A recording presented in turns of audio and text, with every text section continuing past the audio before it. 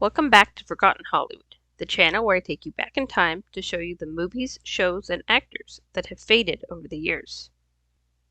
This past week, I watched Disney's Peter Pan and Wendy, advertised as a remake of the 1950s animated feature.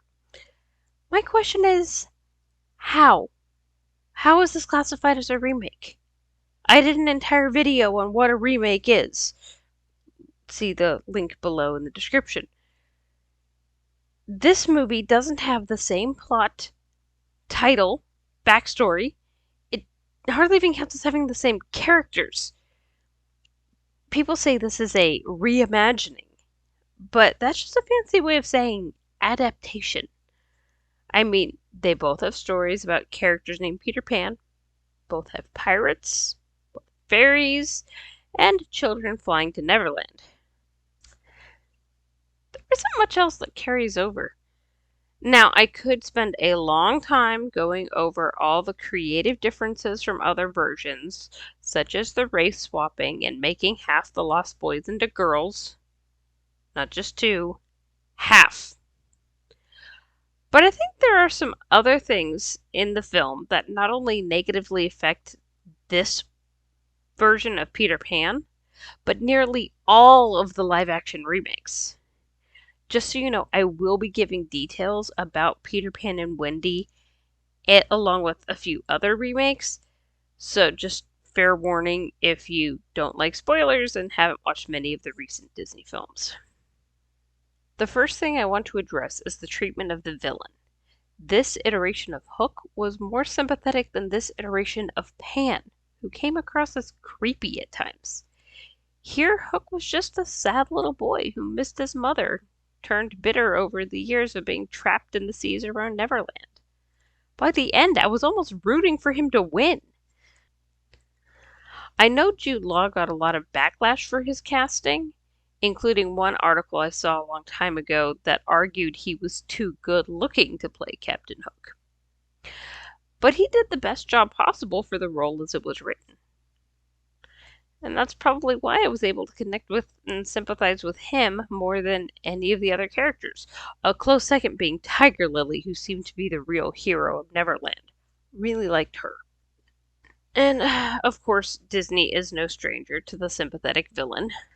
Maleficent and Cruella, two of the most terrifying characters in their respective animated features, were each given backstory movies showing how their evil was not their fault and they were just misunderstood. In each, characters that were good in the original stories were recast as opposition to varying degrees, from flat-out evil in the case of King Stefan to the role of henchman for Roger.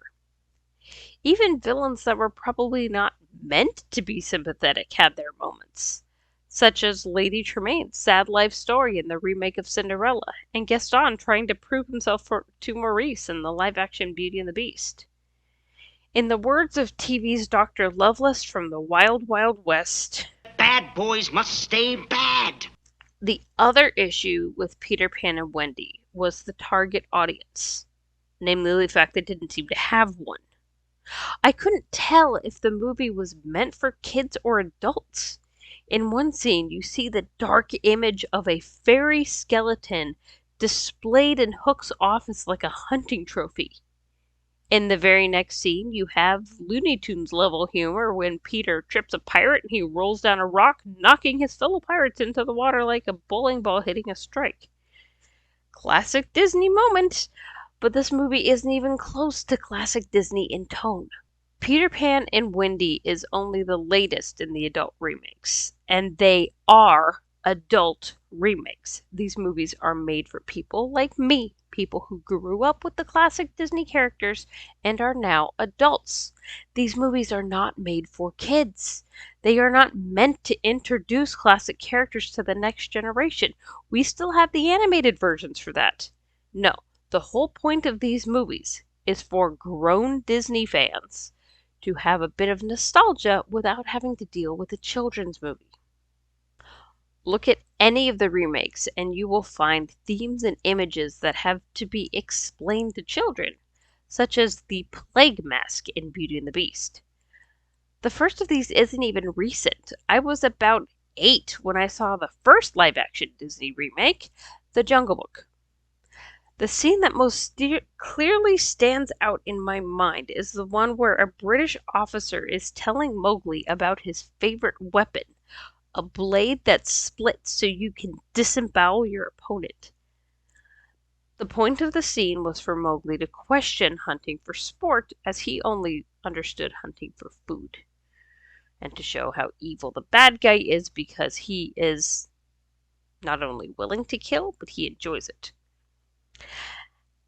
However, this isn't as much what stayed with me.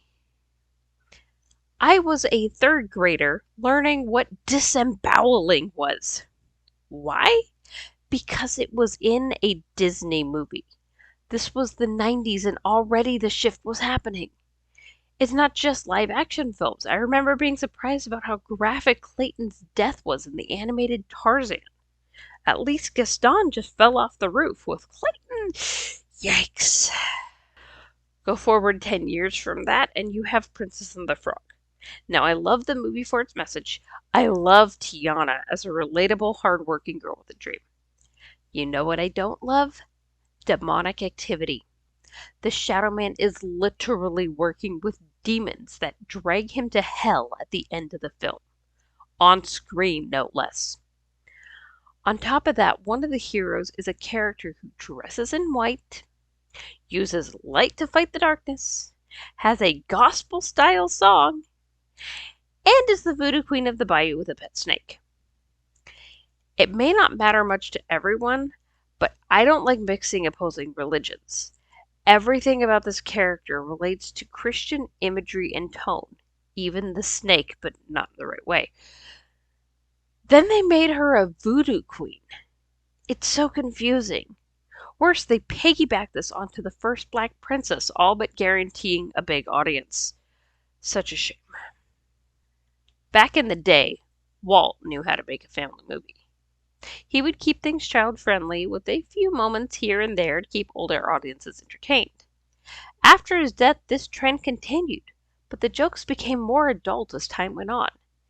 Now it seems that the movies are just made for adults with a few moments tossed in for kids so they can justify marketing them to children. Merchandise sells best when you can make it for all age groups. Gone are the days of Mary Poppins, Blackbeard's Ghost, No Deposit, No Return, and the Apple Dumpling Gang. Now the films are dark, moody, and cynical. How did we go from this? Hold on there! Stop! Where do you think you're going, Coach?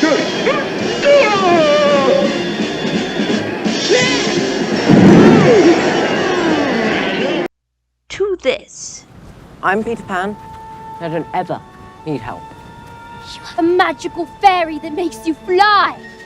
And a gaggle of children that do your bidding with a princess that cleans up your messes while you're off gallivanting with pirates. Do you really think that you could beat Captain Hook on your own? Who needs happy when you can have drama? Who needs a plot when you have the message? I would like to take a moment to point out that Walt Disney himself hated sequels and remakes. He always was about the next story, the next new thing, the next innovation.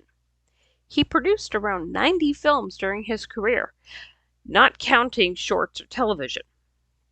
How many are remakes? An argument can be made for 1. How many were sequels? 3. So, counting the disputed remake as a remake and his documentaries as original content, less than 5% of all his films were sequels or remakes. Let's look at the numbers for modern Disney. I think Walt would weep. The main problem with modern Disney is not just that they lost the plot, and they have, but that they lost their audience. They don't know who they're making movies for anymore, so you end up with a strange hodgepodge that meanders through a familiar story, bringing in contrasting elements and leaving the audience to sort out the confusing mess on their own.